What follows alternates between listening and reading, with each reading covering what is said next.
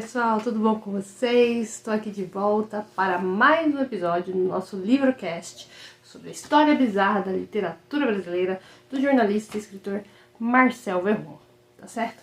Antes de mais nada, já vou pedir meu like, já vou pedir que você se inscreva no canal se ainda não for inscrito, que ative as notificações, porque assim o YouTube te avisa assim que tiver vídeo novo por aqui. E também, gente, não esquece de compartilhar, de comentar bastante o que você está achando aqui dessa aventura, porque, como eu já mencionei lá no vídeo da introdução, é uma coisa bem diferente de tudo que eu já fiz, né? A proposta do livrocast é essa, é um livro bastante extenso, então a gente vai seguir aí com o livrocast desse livro por muito tempo, né? Porque somente aos sábados que eu tô soltando os vídeos sobre esse livro aqui. E aí o próximo já tenho uma ideia de qual livro que eu vou trazer aqui no Livrocast. Mas ainda tá muito cedo para falar qual que é o livro. Eu posso mudar de ideia até lá, até porque muita água vai rolar debaixo dessa ponte, não é mesmo? Mas é isso, gente. Então eu preciso aí do seu apoio, da sua colaboração. Se você puder, qualquer valor. Vou deixar aqui o Pix aqui do ladinho e aqui também na descrição e no primeiro comentário fixado. Qualquer valor me ajuda muito. Eu estou em obras já há bastante tempo e o meu escritório e o meu estúdio precisa ser finalizado para eu poder ter um pouco mais de estrutura, sabe? Para trazer vídeos melhores aqui para vocês. Por enquanto eu estou aqui na minha sala, que eu adaptei aqui de novo, voltou as estantes para a sala, estava no quarto, veio para a sala. Lá no começo do vídeo já era aqui na sala, eu só tinha aquela estante ali, aí depois eu comprei essa, adquiri essa. Só que, obviamente, não todos os meus livros não estão aqui, porque eles não cabem aqui, né? Então, assim, é muita coisa. Então, eu preciso concluir as obras do meu escritório, do estúdio que eu pretendo fazer também. E aí, eu vou trazendo para vocês também vlogs aí futuramente com o andamento da obra. E o que você puder ajudar, qualquer valor, será muito, muito, muito bem-vindo. E eu serei eternamente grata, belezinha? Vamos dar sequência, então, aqui à leitura, gente.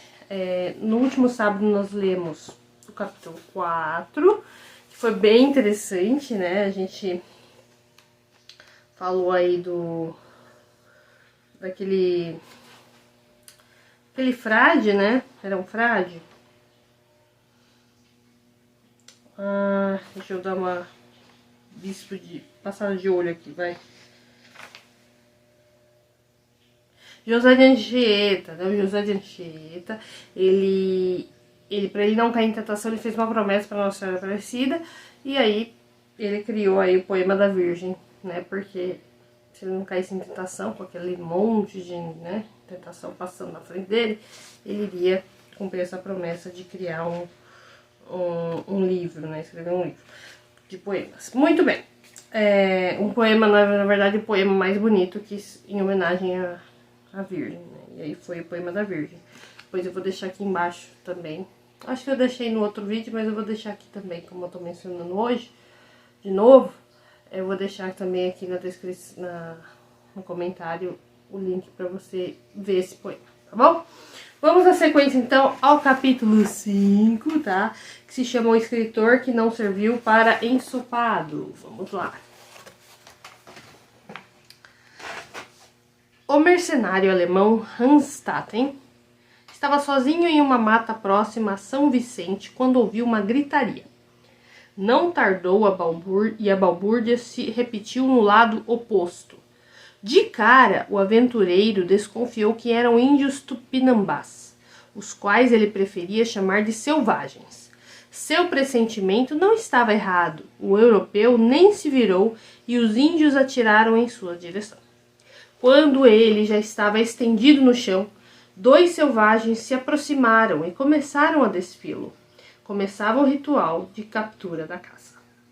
Após uma breve discussão, mais selvagens se aproximaram e seguraram Statten nu pelos braços e o arrastaram até a beira de um rio próximo, onde muitos outros nativos os aguardavam vestindo o típico dress code tupinambá, também conhecido como nada. O cacique da tribo revelou que faria do estrangeiro seu escravo e o mataria para vingar a morte dos índios dizimados pelos portugueses. Hans viu um selvagem mordendo o próprio braço e compreendeu qual seria seu destino: virar um jantar dos nativos. No entanto, ele estava enganado, ao menos por enquanto, já que o cacique decidiu poupá-lo momentaneamente e levá-lo vivo até a aldeia para que as mulheres e as crianças presenciassem a cerimônia. O prisioneiro ainda não sabia, mas a sorte estava ao seu lado. Naquele momento, seria muito otimista da parte de Hans Staten se ele se considerasse um cara sortudo. Afinal, ele só passara por tragédias desde o ano de 1549. Para começar, Staten viera ao Brasil em uma expedição espanhola ao Rio da Prata e à cidade de Assunção, e para seu azar o navio naufragou perto do que hoje é o estado de São Paulo. Felizmente, ele e o restante da tripulação conseguiram nadar até a costa e sobreviveram. Depois de um breve período acampados, decidiram que era hora de partir e se dividiram em 2 grupos. Um seguiu rumo ao destino inicial da viagem, Assunção, e o outro em direção ao povoado de São Vicente. Staten partiu com o segundo e, quando chegou, foi contratado para trabalhar no forte de Bertioga, erguido justamente para proteger o povoado de ataques tupinambás. No meio da mata, Staten precisava ficar atento a qualquer movimento suspeito. Bastou um breve momento sozinho e o alemão fora feito prisioneiro. A história do aventureiro, desde a saída da Europa até a sua libertação pela tribo indígena, passando pelo naufrágio e pelo período em que permaneceu entre os selvagens, foi contada pelo próprio Staten no livro 2 Viagens ao Brasil, publicado pela primeira vez em Marburg, na Alemanha, em 1557. Segundo historiadores, esse é o primeiro livro impresso sobre o Brasil, daí sua importância literária para nós. Até então, nenhum outro livro publicado tematizava um novo território. Não é de se estranhar que a publicação nasceu na Alemanha, afinal Portugal adotava uma política de sigilo em relação à colônia. Era pouco provável que o primeiro relato sobre o Brasil surgisse no seio da metrópole, que mantinha a boca e os olhos fechados para o que se passava aqui. Tanto cuidado para esconder a nova terra e os costumes dos índios, tidos como exóticos pelos europeus, só alimentaram a curiosidade e criaram uma atmosfera de apreensão para descobrir o que havia na colônia. Eram as circunstâncias ideais para um escritor publicar um livro sobre esse lugar misterioso, apresentando-o ao velho mundo. E foi o que Staten fez. Em primeira pessoa descreveu o Brasil, relatou o que viveu nas mãos dos canibais, descreveu seus hábitos, apresentou as negociações que fizera para não virar a refeição do jantar e, claro, narrou como se deu sua salvação. Tudo repleto de detalhes e registrado em uma narrativa cinematográfica hollywoodiana. Sua estadia no Brasil se transformou em uma jornada com ares épicos. Não bastasse a minuciosidade do relato, os editores investiram em gravuras que ilustravam as diversas situações de canibalismo descritas no livro. Ler a obra era quase um ato de voyeurismo. Resultado: Hans Staten acabou se tornando um verdadeiro best-seller de seu tempo, e o livro, com muitas reedições esgotadas, virou uma das principais referências sobre o Brasil da época. Mas afinal, por que o escritor não foi comido pelos índios canibais? Segundo o que sugere o relato, por um misto de sorte e sagacidade do aventureiro. Para começar, Staten temia ser devorado pelos nativos. O medo, para os tupinambás, era um sentimento que demonstrava fraqueza. Para a tribo, era preciso bravura mesmo diante de um ritual antropofágico. Era um ato de honra. O alemão já começava sem essa virtude, o que fazia com que os nativos tivessem receio de se contaminarem com a sua covardia e também se tornassem frouxos. Mas isso não foi o suficiente para Staten conquistar sua liberdade. O europeu precisou ser esperto na hora certa. Ao descobrir que os tupinambás eram aliados dos franceses e estavam em guerra contra portugueses e tupiniquins, Hans tentou se passar por francês. Mesmo não tendo sangue luso, ele não poderia dizer que era alemão, já que os índios não conheciam essa nacionalidade, tampouco o que era a Alemanha. Os nativos sabiam que eram portugueses e franceses, 2 povos que já haviam desembarcado aqui, mas não alemães.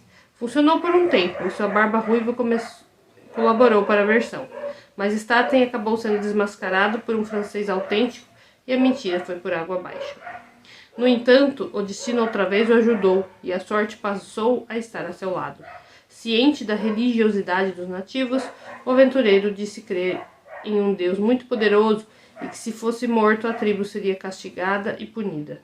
A princípio, os índios não acreditaram e pediram provas. Segundo o narrador do livro, o que se seguiram foram situações em que a natureza mostrou estar do lado do alemão, oferecendo diversas comprovações. Um exemplo?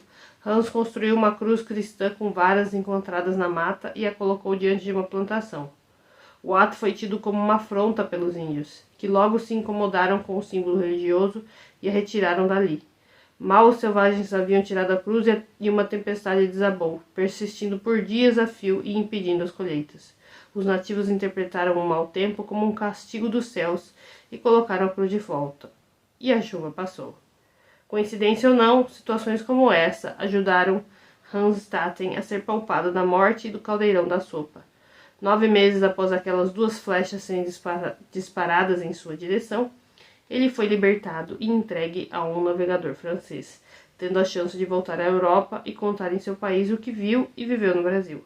Embora nunca venhamos a saber de verdade os limites entre a realidade e a ficção do seu relato. Leitura sugerida: Hans Staten, 2 viagens ao Brasil. E aqui a gente conclui então esse capítulo. Cara, que interessante! De verdade, eu nunca tinha escutado esse ponto de vista aqui, essa coisa. Eu vou dar uma procurada, vou deixar aqui na descrição e também no comentário junto com o outro, tá? É bem interessante, né? Olha só, descobrindo coisas aqui ainda da origem do nosso país. Se é verdade ou não é, né? Mas é interessante. Vamos ver como é que esse alemão aqui, que quase foi comido aí pelos canibais, conseguiu sair dessa. Cara inteligente. Tem que ter sagacidade, né? Tem que ter, timing certo pra poder escapar disso aí, porque é complicado, né? Mas é isso, muito bom. Capítulo 5, então, concluindo com sucesso. E, de novo, eu peço aí pra você não esquecer de deixar o like, compartilhar, se inscrever e ativar as notificações. E comentar aqui o que você tá achando até o momento. Nós já lemos 5 capítulos e tem muita coisa ainda pela frente. Então, conto com você sábado que vem, 3h30. Não perde o próximo episódio. Beijos, tchau!